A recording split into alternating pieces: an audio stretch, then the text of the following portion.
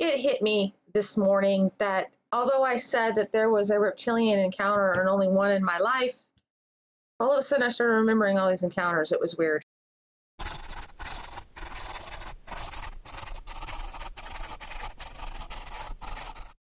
Well, when I was in St. Louis last Sunday, which St. Louis, if you don't know, is actually the location of a really large reptilian hive, really large, very psychic.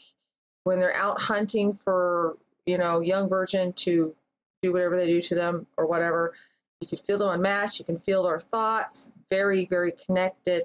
And so, St. Louis, I was always very worried, timid and careful about bringing my daughter there as a result.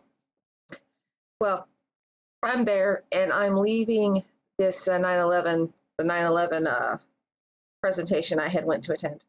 And I'm walking by myself. My husband had went to go do something else real quick. And I was walking to the car with my 2 cameras, my purse, my wallet, and my video camera and my tripod. And I'm crossing the streets. It wasn't that busy of a street. It was a Sunday, it's getting cold, starting to snow. And there was this lanky dude on the sidewalk across the street from me, and he's walking along, and he's wearing like a brown jacket. I don't remember much else about his clothing, except that he was wearing one of those knit hats with the crest down the middle to make it look like you have a crest or a mohawk. And without looking at me, he just switched like a 90-degree angle turn to start heading my way. And I could feel it from him, this intent. He was headed my way to bump into me.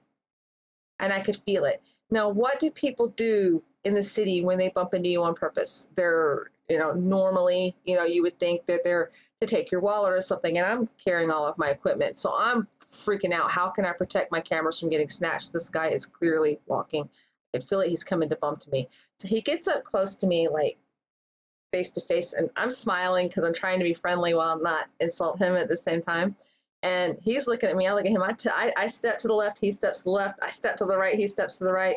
And finally he smiled and he patted me on my right arm, like, good doggy or something, or it's okay, darling, or I don't know what.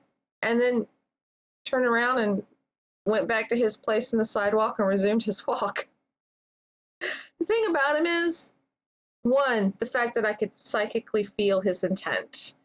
2, all over his face were these reptilian-like markings that he had either had tattooed or drawn.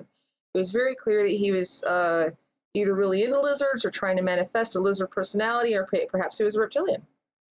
But that was just yet another encounter in the St. Louis area that had a very weird thing to do with lizards, but I couldn't assure you if it was a reptilian thing.